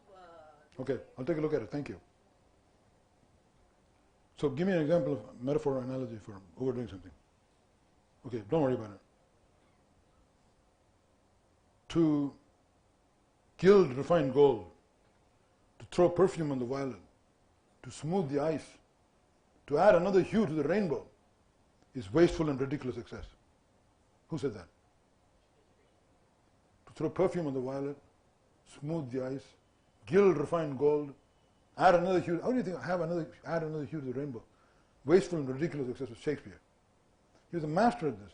How did he's struggling, not just you, any of my colleagues, struggling for one analogy. He produced 7 or 6 in one phrase, right? Master this. Probably has synesthesia. So if it's expressed diffusely, you get synesthesia. So what have we done here? We've started with a curious condition, person seeing colors with numbers and letters. Then said it's not all that curious at all. Maybe what's going on is there's cross connection in specific brain area. She's not crazy. We can show she's really seeing this. Number one. Number two, what's going on in the brain? Cross connection between fusiform and the number area. Sorry, color area. And then what is the mechanism? We already told the mechanism. What is significant? Who cares? But you should care because it's all about what makes you human, but being imaginative and creative. So what about curing? Well, you don't have to cure them because they enjoy what they have. Last 2 minutes. Another form of synesthesia. Bharati was also can be taken as example. Oh, I see. So he kind of relates putting his hand into fire as touching God. So Okay. That's very interesting, yeah. It's called sensory metaphors. They bridge the gap between overt actual metaphors and synesthetic metaphors, synesthesia. But continuing synesthesia, another quirky phenomenon that, again, Galton observed was that numbers, if you think of numbers in front of you, or days of the week, let me talk about days, let's forget about numbers. Let's take calendar. How about you gentlemen there? And think of calendar, what do you see in front of you? Imagine a calendar. I was looking at him, but so you can answer it. Sundays is red and other weekdays are Black. holidays are red. That's a new one, I've not heard that before. But what I'm saying, how are they arranged in front of you? Do you see spatially arranged a calendar in front of you, annual calendar, January, February, March? What do you see? I think I have the interview here. It's arranged like a matrix. It's arranged like a matrix. Matrix, okay. Starting with where? January, where's January in the matrix? Where is January in the matrix? Top left, very good. Common answer, yeah. Please. What's your question? I see the entire year as a strip of calendars, not January to December. I want to use it. It's very interesting. Here's an example. I'm not, so you now say I'm not making it up. You're seeing an actual example here. This gift of seeing completely different from most of us. It's vertical. Okay. Most of us see January, February, March like a grid. Why does he see that different? Okay, we'll come to that in a minute. Some of them get very outlandish. They say, I see a hula hoop around my waist. January, February, March, April, May, June, July, August, November, December. Some of them will say, I see an L shape. January, February, March, sudden inflection at July, December. Some of them will see U shape, vertical U, some will see horizontal U. Some of them will see Mobius strip. I've heard that. Very strange. What the hell is going on here? People say they're crazy. Because how do you prove it when a person tells you, I'm seeing a U with a little inflection here? Maybe he's making it up. Leaving aside the question, why would somebody bother to make it up, right? But let's assume that it's true and make it up. How do you prove that he's not? How do you prove it's real? Anybody? This puzzled people for about a century since Galton. People are planning brain imaging experiments for thousands of dollars to show that the guy really sees this thing. And even that is not going to prove that. Right? When we want a simple experiment to show clearly and without any doubt he's really seeing the camera in front of him. When he's claiming that, we can, it's my guess, we can map his brain activity. When you're actually showing a thing, map the Very good. activity. Very good. And then This is what a lot of my colleagues are trying. This is what a lot of my colleagues spent the last 5 years doing, and they haven't found anything. Okay. It's very simple to show. Very simple. You just ask a person, he's looking at the calendar. Let me ask you, can you name the months backwards very quickly? No, you can try it. December, November, October, September, August, July, June, May, April, March, February. You're better than you said, yeah. No, good. Go forward from February. February, March, April, May, June, July, August, September. Much faster, but twice the speed. Let's try you. Go backwards, subtracting 2 at a time. February means December. December, October, Keep going. August, June, Okay, you made your point. Fine. Now, she took 3 or 4 times as much time to going backwards and forward because she's doing algorithmic. The synesthetes, the person who was talking about the calendar synesthetes we call them, does the same speed forward and backward and twice the speed of a normal person's speed. Why is that? She's literally seeing it, right? She just reads it out. So she reads it out, she doesn't have to think about like you're struggling with memory. You don't do that. No lookup table. Doing it and then reading it off the screen in front of her. This is absolutely astonishing. She's seeing a calendar in front of her. What else can you do with this? You said you see a line, right? I'd like to test you sometime. Just let's exchange emails afterwards, right? Okay, so one of the intriguing things is this person sees a U shape, right? Now you have these tilted lines, tilted black and white lines, printed on paper. You have one red vertical line drawn on top of the perfectly vertical line, drawn on top of the tilted. What happens? Anybody know? Elementary psychology, any perception textbook will tell you. It will tilt in the opposite direction. The way perception is organized is always about contrast. It's called orientation contrast. You have grating, sloping 45 degrees, put vertical line, red line, thin line, that looks like it's tilted 3 or 4 degrees. Not 45, but 3 or 4 degrees. The opposite direction. Very good. Now, what would happen if he projects his calendar on tilted lines? The answer is he sees the calendar tilted. The calendar is behaving exactly like a real picture. Even more interesting, final thought I'll leave you with, okay? The calendar in one of the girls I studied recently, 150 people, but it's not some rare disorder, 150 people are there. It says like a U, January, February, March, April, June, December. Can you see I can see the calendar, I can see each has a box around it, each month has a box, and the days are printed in Helvetica or Arial.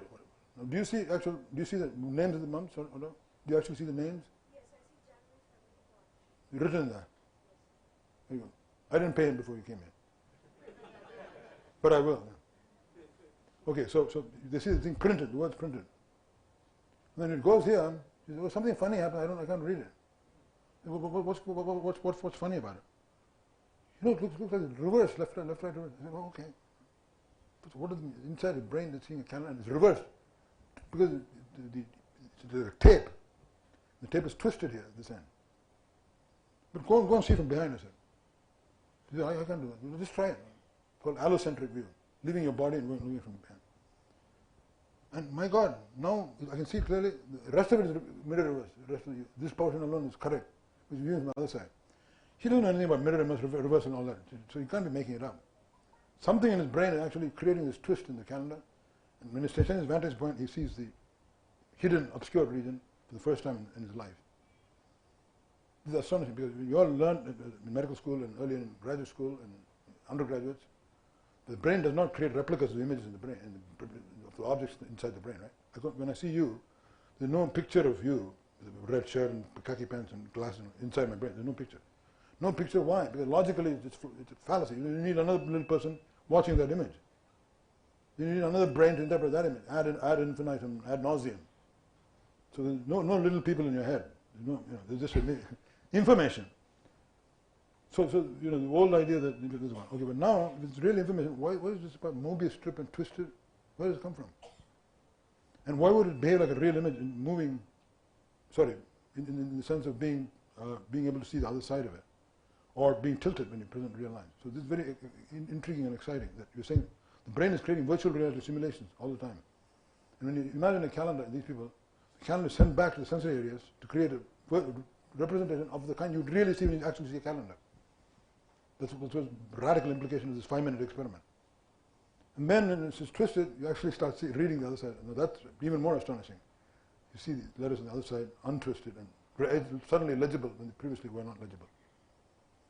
One other point I wanted to make about her, about this particular patient, and I'm blocking it. But I'm sure it'll come up in discussion. Okay, let's have a discussion. I'm done. Thank you.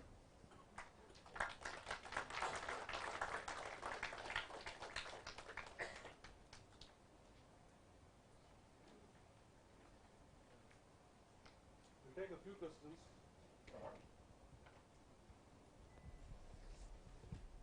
Questions only, please. No long speeches, theories, medical advice, nothing. Yeah, please. Yellow shirt. Can you talk a bit about brain plasticity? Well, I spent my lifetime on that, so I can talk about it, but it's over publicized. Briefly, brain is regarded as being completely fixed connections, laid down by genes. You can't change these connections in the adult brain after injury. That's why this neurology is such a gloomy profession. Very little you can do to change these connections in the adult once they've been laid down. Once the damage is irreversible, permanent, all these tales of doom and gloom. Sure enough, somebody has a stroke, first few weeks there's some slight recovery, then you tell the patient's relatives that actually it's not going to recover very much. The liver, you can remove half the liver and it will regenerate. Half the liver will regenerate, fine. Remove tiny piece of the brain, square inch, in certain places, basically you're a completely new person with the frontal lobe. Or you can put it in vision, you get loss of vision. In fusiform iris, you get loss of face recognition, you can't recognize faces. So very drastic consequences when you do that. So sorry, I'm losing your question. The main question was? It was about plasticity and... Right. So in adult, when this happens, usually nothing, no recovery. So it is widely regarded as showing there is no plasticity possible in the adult nervous system. Somewhere there's a flaw in logic, saying there is no plasticity has been observed in the adult brain, was transformed to no plasticity can occur in the adult brain. The difference between has been observed and can be observed, right? So the answer to your question is yes, the brain is very plastic. You can change it even in the adult. And we were among the first to show that. So what we did was to have patients with amputation. That map I showed you is missing the arm. Sensory input from the face is normally distant from the face area, invades the area corresponding to the missing hand. Is it clear? Remove the arm, the map changes so that the hand area activated by the face now, change of about 2 centimeters of distance in the brain, occurring very rapidly in a matter of hours, certainly. It begins the process in a matter of days, complete remapping of the brain over 2 centimeters. This is absolutely astonishing that you can do these changes in the brain. Gives you some hope for utility in neurology.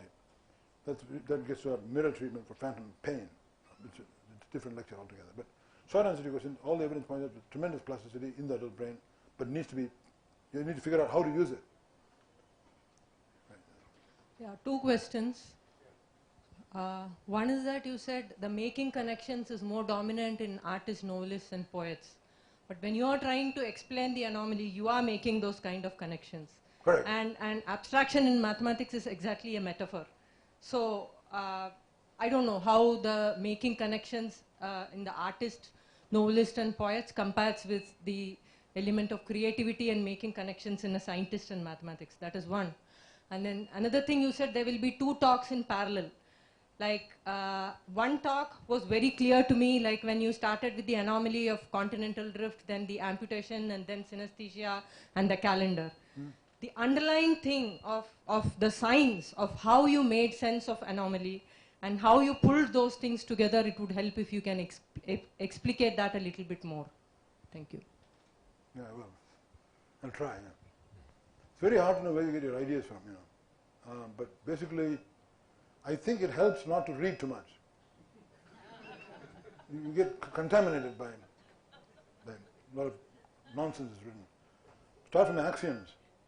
This patient has never been seen before. Nobody has studied a patient with claims that tickled, you tickled, she feels tickled. You start from first principles. But it's a very inadequate answer, I realize. I mean, also, I have a list of heuristics for scientific discovery. I gave Gopu. List of heuristics for scientific discovery, and I started with that during my talk. You choose important problems. Very, very obvious, it seems like. Choose important problems. How the hell do you know it's important before you do the experiment? And how do you know which is important? Because only after you do it, you realize, right? The answer is you know clearly when it's not important. Somebody studying the number of fig leaves on this particular tree in summer in Wales. PhD thesis. Completely unimportant, useless waste of time, right? You know that. So at least some of you know, but how do you know what's important, what's not? Partly through intuition, trial and error. You try something, if it doesn't work, then move on to something else. But and there are other heuristics like what are the other things? The reason is nature is not trying to make problems, important problems, more difficult for us. Well, she doesn't care.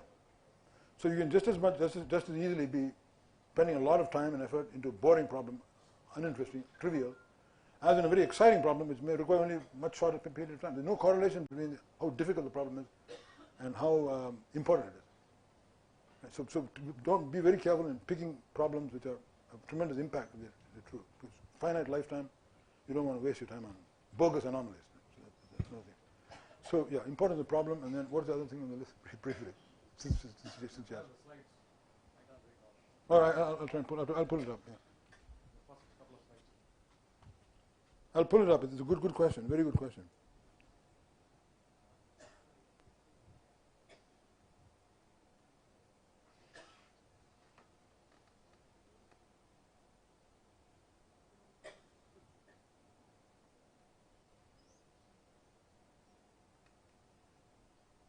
Yeah, okay, that's the most important, good place to conclude the talk, right? Simplicity and elegance. The aesthetic dimension of scientific research. And by the way, your question was creativity and arts and science, very similar. It's about seeing unusual combinations, unconventional juxtapositions of ideas that other people have not done, seeing some similarity and then pursuing that. So the process of creativity, linking seemingly unrelated things, the same whether in art or in science. But going to simplicity and elegance, that's very important. There's an aesthetic dimension to science. Personally, I've always been attracted to, I don't like imaging because the number of steps from the raw data to final conclusion is very long. It gives opportunity for fudging. Not consciously deliberate fudging, but some sort of, artifacts. There's a very simple experiment, simple equipment. You see it, you know the result is true, right? So that's one reason. Other reason, I'm lazy. You learn years and years to learn sophisticated technique, whereas you can get it done with your neighbor's equipment in no time. But so elegance and simplicity. Good example is, of course, great scientist like Michael Faraday is my hero. Faraday was talking about magnetic fields, right? Everybody knows magnetic fields, Faraday. And somebody said, this is nonsense, What is mysterious fields? What are you talking about? Show me in a clear experiment fields exist. He did a simple experiment any schoolboy could have done and showed that fields exist. What would anybody do? Anybody here? What did he do? Yes? Iron filings and magnets. Exactly. How elegant. I'm sorry. How elegant. Simply putting iron filings on a sheet of paper, putting magnet behind it. Look by my chest, you can actually see the field. Forget about equations, you can see the field in front of your eyes. I can't think of a more elegant experiment in science. Another one linking two completely unrelated areas, electricity and magnetism. What did you do? Yeah. Took a coil and waited over a magnet, Yeah. and the coil was connected to another coil. Exactly. Just bound around the compass. And No. he moved the compass without any apparent force. You guys are a little genius. You'll go very far, young man. We'll go very far. Yeah. So simplicity, elegance. Nobody else think of putting a magnet in a wire coil, putting a current, right? And then there's Newton's experiment, right? Idea of control experiment. The experimentum crucial experiment to prove a point came from Newton. Famous experiment showing white light is made up of colors, 7 colors. How did he show that? How did he show that? Through a prism. Okay, he didn't discover that. A lot of people knew country fairs, selling chandeliers that prisms produce colors. Put another prism there. The prism, another prism, then it came as a white light. But it took a long time. First he said white light, you get a prism, so you get color. So white light is made up of 7 colors. People laughed and said, no, the impurity in the glass. So a whole bunch of people started purifying the glass more and more. But the colors refused to go away. Then they said, you're not purified it enough. This went on and on. This is what part you're leaving out, right? They started clashing. Then Newton looked at it. 20 years of research showing that. Going back and forth, you're not purified enough, purified enough. So just wait I can solve this in 5 minutes. Put another prism upside down. So if it's due to impurity, it'll be more colorful. It won't become white again. Right? So why didn't anybody else think of it? Because they're not Newton. Right? Newton was the same college as in Trinity College, Cambridge. He also solved the problem of velocity of sound. How do you measure the velocity of sound? Anybody, quickly. Velocity of sound. First of all, people knew that sound had a finite velocity because thunder and lightning. Thunder and lightning. Lightning, you see flash first and then you see the sound. Right? So but you can't measure the distance. How did he measure the velocity of sound? Fairly precisely. With very primitive equipment, I might add. In fact, you may even use a pulse. How did he do it? Very simple. Stood at the end of Neville's Court, long corridor, Trinity College, Cambridge. Started clapping. Till the clapping, rhythmic, synchronized with the echoes perfectly. Measure the distance, measure the number of claps, and you have the velocity of sound. The distance, number of claps, precisely synchronized, time to total duration, you have the velocity of sound. Is that clear? How did he think of it? Nobody has thought of this. Nobody has thought of it. He just sat there and did the experiment in 5 minutes. Velocity of sound. This is the important elegance and simplicity. I can go on and on for dozens of examples like that, but we're running out of time. One more heuristic. No, wait a minute. There should be a list of heuristics, right? Backward.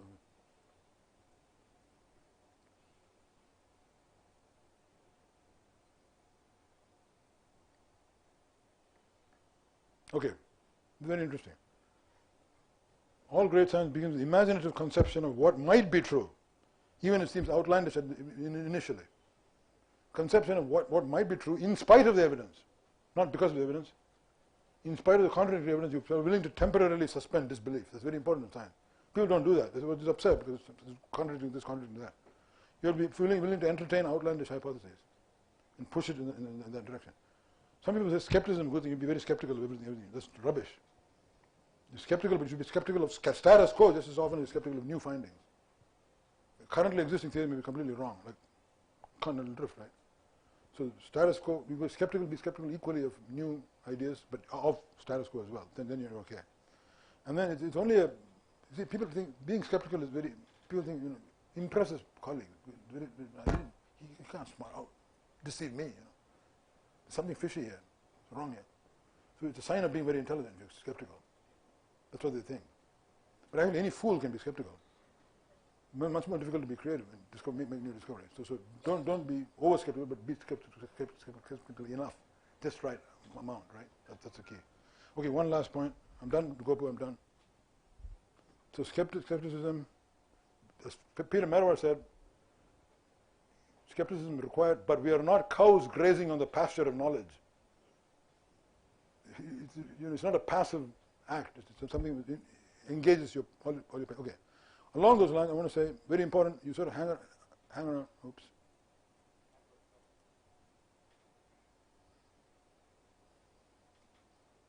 Okay, so we started with IQ. Anomalies, you have nose for anomalies, we talked about that, right? Answer your question, how do I find out? If it's been lying around there and people have ignored it for no reason other than the fact that it doesn't fit the big picture, then go after that. Then you make a big discovery. Obvious traits like high IQ, obviously important, but not. If you go to any oh, I won't say that, but high IQ, unusual traits. Go for important problem like trivia. We already talked about that. Passion and curiosity. Somebody mentioned that. Curiosity. You have to be obsessed. You have OCD about it. Otherwise, don't do science, because it's you put tons of effort into it and you make a discovery. It turns out to be false.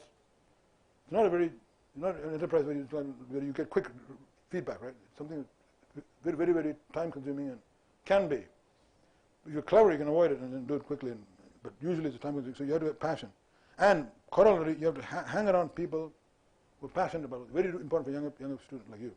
Hang around people who are passionate about what they do. Avoid bores. Avoid skeptics like the plague. Huxley once said, the bore is the greatest enemy of civilization. And the academic bore is the worst of all. So avoid them, you know.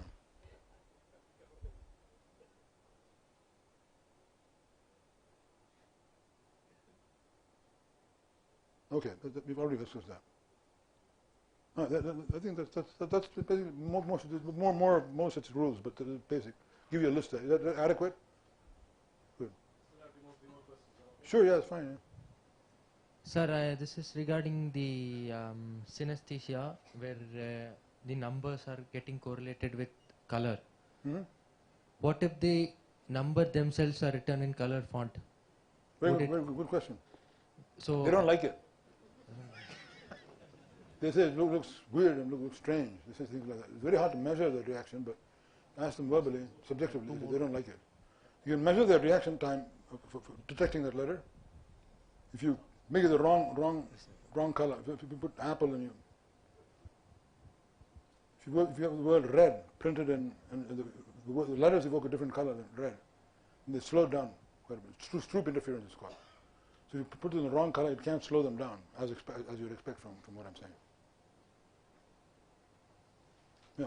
Yeah. Why does it happen? I mean, why does this anomaly happen in the brain? Any biological reason? For what?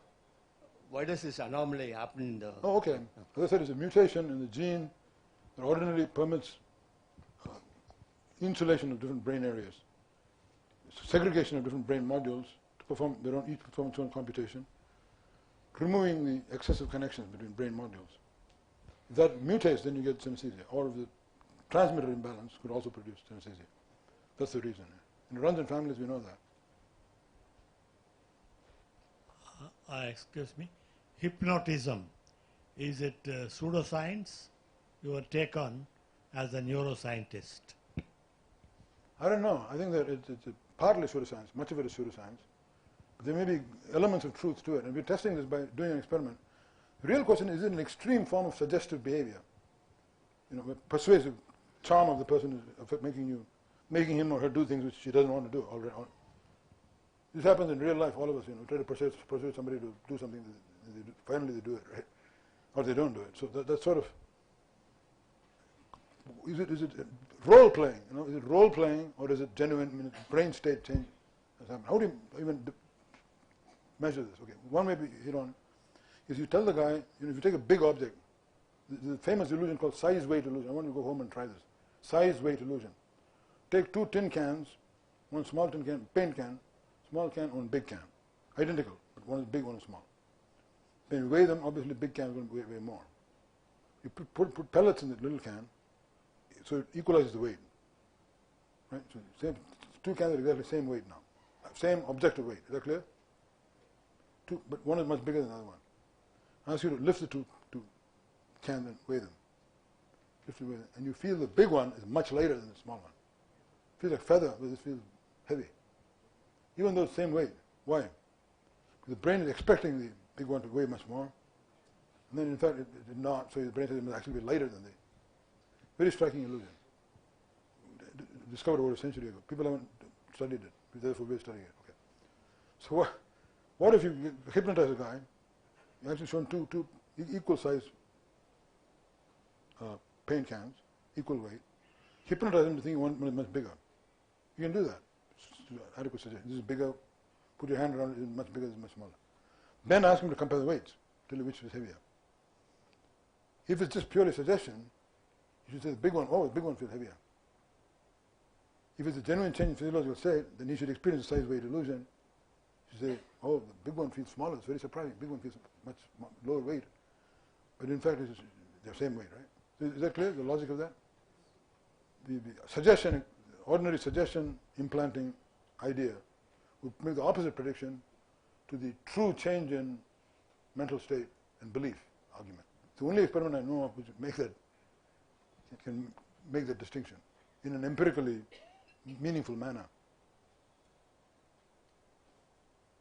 Otherwise, you just, anybody guess, you don't know whether hypnotism is real or not. You don't know what you mean by real, right? Any other questions? Yes, please. Is there really a free will? Oh my God.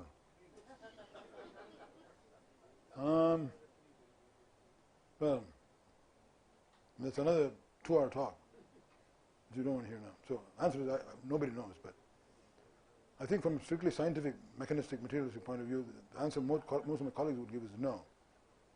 Another view is that it's a play of words. Language is not sophisticated enough doesn't have resolving power to represent things like will and all that. So free will is a confabulation, rationalization, something like that. I've not thought about it in great detail, but I'm frequently quoted as having you'll be free won't, but no free will. But sorry, you had a question here. You had a question, yeah. Just like hypnosis, is there any Sorry, which kind of thing? Back here. Sir, hello? I can't hear that. Hello, sir. Sir, what about you take on the illusionist idea of consciousness? If there is no anomaly at all, someone sees the calendar in a twisted form or something, or you, if there is no anomaly in them, can you take it as an illusionist way of consciousness? I'm not sure I follow. The question, there is no anomaly in our brain, but we see something twisted. People do not see in the usual way. Can you say this as an illusionist idea of consciousness? Well, I would say that's impossible. There may be some change in the brain corresponding to his change in perception, but we don't know exactly what that is yet for twisted calendars. I have one hunch. For example, if you go to angular gyrus or left hemisphere, angular gyrus, inferior parietal lobule, left hemisphere, that's involved in sequence. We discovered that, involved in sequence. In addition to being involved in arithmetic, left hand, right hand distinction, left, right, spatial aspects of vision, and also arithmetic. 13 minus 4. You ask a guy with damage to left angular gyrus, 13 minus 4, 11, he'll say. Very confidently, and he'll smile, and triumphantly saying, I got the right answer. 17 minus 2, 11. Are you sure? Yes, I'm sure. All done in angular gyrus, left hemisphere. The idea of sequence, days of the week he gets it wrong often. He's a wrong day ascribed to the wrong class. Messes up the calendar. So what's happening in the calendar which I was telling you about, where is it? We told you all about the characteristics. It's real and people have it. But where is it? It turns out that the angular gyrus in the left hemisphere has a band of fibers, inferior longitudinal fasciculus. You can see in white matter, when you display the white matter using diffusion tensor imaging. Band of white fibers axons goes from the left inferior parietal lobule, angular gyrus, concerned with arithmetic, left-right distinction, spatial representation, all that, down to guess where? The hippocampus on the floor of the brain. Hippocampus is involved in memory for place, location, all of that. So here's a beautiful system. You almost are made ready for calendars. Sequence, space, memory, location. That's where the calendar. I'm making the prediction today. Let's note the date today. Making the prediction. It'll take them 10 years, and then they'll find out that's what's going on. That's where the calendar is. So does that answer your question? Partly, yeah. Yes.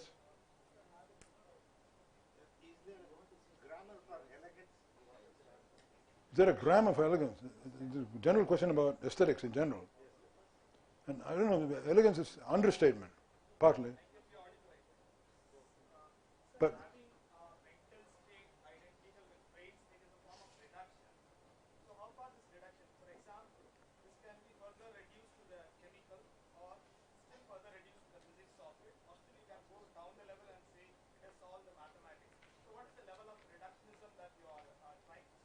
good question. And then the one in connection with that free will, I'm not taking it like a play of words that even Liebert and Conshuber's experiments said that there is a kind of time lapse when connected with the neuronal firing, a 0.5-second delay in Conshuber's and Liebert experiments. Do you really think that it has nothing to do with neuronal and time lapse? Two questions there. Libet question is about free will. Earlier question was what again? Okay, I can answer that. For any, let's face it, reductionism is the most successful method known to us humans for doing science. Because basically it means you're taking a complex phenomenon, Having fewer assumptions, fewer interactions, explaining many diverse complex phenomena. The economy of explanation. So that's what you mean by reductionism, right?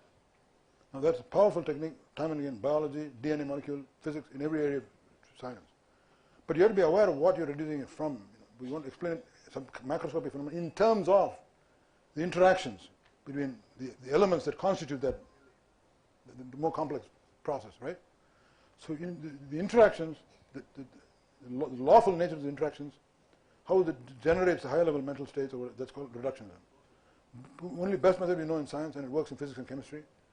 It has worked partly in neuroscience. But there's also what is called appropriate level of reduction for any problem, an inappropriate level. DNA, the appropriate level is a molecular structure.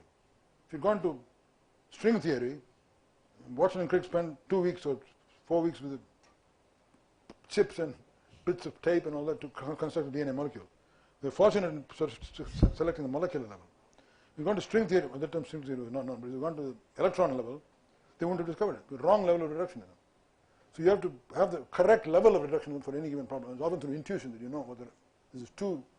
You can't explain how you explain music by looking at action potential, sodium channels. Some people do that, believe that, but I don't believe that.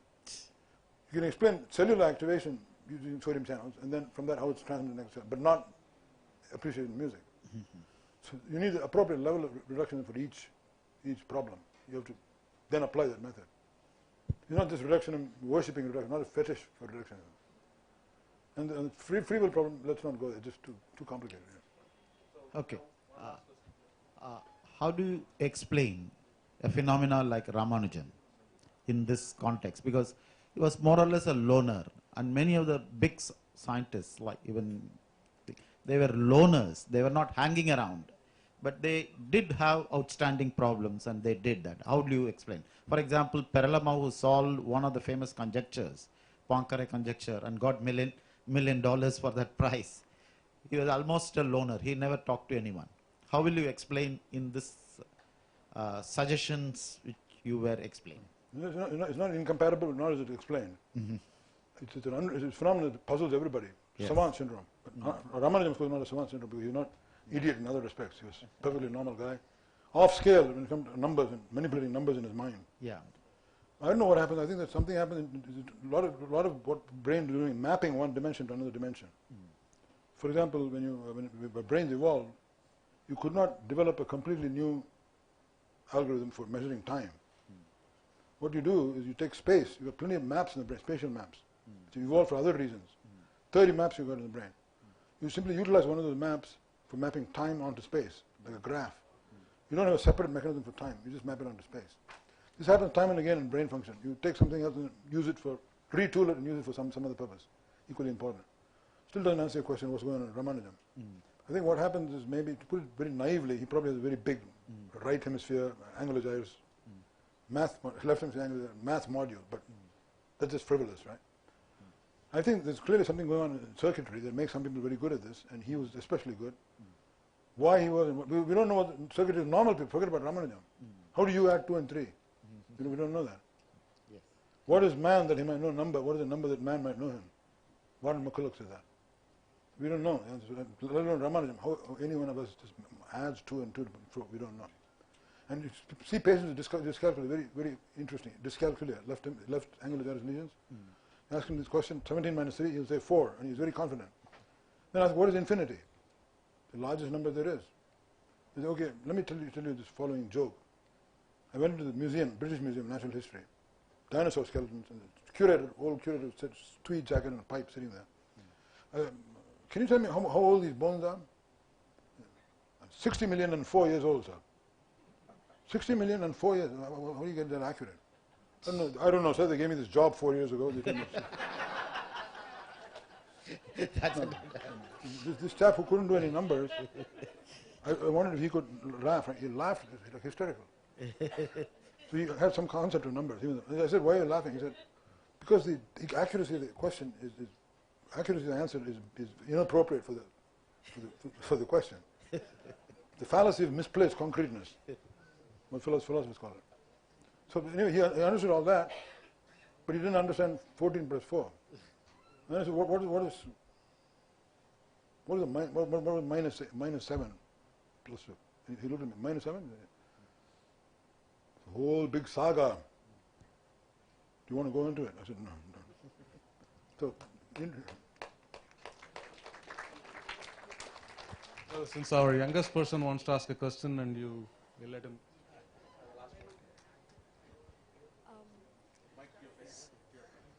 So, one of my the one sitting behind me asked whether hypnosis was a neuroscience. My question is telekinesis, the person moving things with your mind, is that a neuroscience? Well, I think the phenomenon doesn't exist. I think the trouble is, I said earlier, when you measure these phenomena, they become smaller and smaller as you measure them. That's a danger sign. If you say, control everything, my mother should not be in the room, then it won't work. Remove the mother. It doesn't work, then it says star alignment is wrong, you shouldn't do it on Amavasya.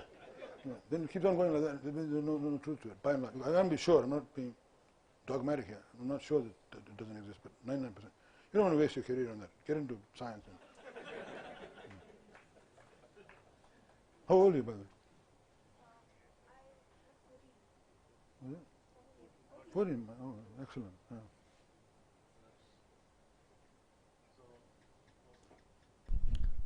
Thank you. Thank you all for being when I requested Dr. Ramachandran to give this lecture in November, he agreed instantaneously and he said, you know, I'll give what, and I said, what topic? And he said, I'll do the same thing that I did last year, but an improved version. Can you delete the old video? And I said, why? Just why not? Why not a different topic altogether? And he was insistent. You know, I'm not quite comfortable with that. And he used this. Actually, you saw the title was slightly different. He uses it at several neurology conferences, but he adapted like the pneumococcus A changed in pneumococcus B. I think his PowerPoint is also undergoing some kind of transformation. Very, very versatile PowerPoint. So, and then I asked him, is this like, last time when a great person gives a lecture, or even on a similar topic, you see that, there's different flavors of it. I asked him, is this like Shankarabharanam last year and Karaharapriya this year? And he said, no, more like Atana actually. So, thank you for the Atana of a lecture. Thank you all for being a very patient audience. As a token of our appreciation, I'd like Dr. Govindarajan of the Tamil Nadu Science Forum to come up here and present a small memento to Dr. Ramachandran. And I'd also like to invite the last 4 people of the people who attended the astronomy. Please come up.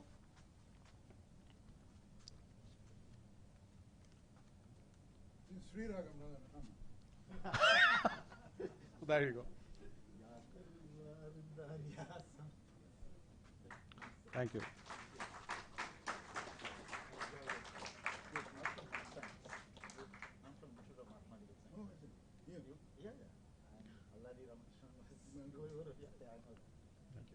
I have one last favor to ask. The people who I gave out some certificates at the beginning of the class, some people took the solar eclipse very seriously and stood in the, sat in the penumbra of the auditorium. So I have asked them to come up here, Dr. Savita, Dr. Rajesh and Kirtanya. This is a very special combination because one, they are a family, and two, 2 of them are doctors.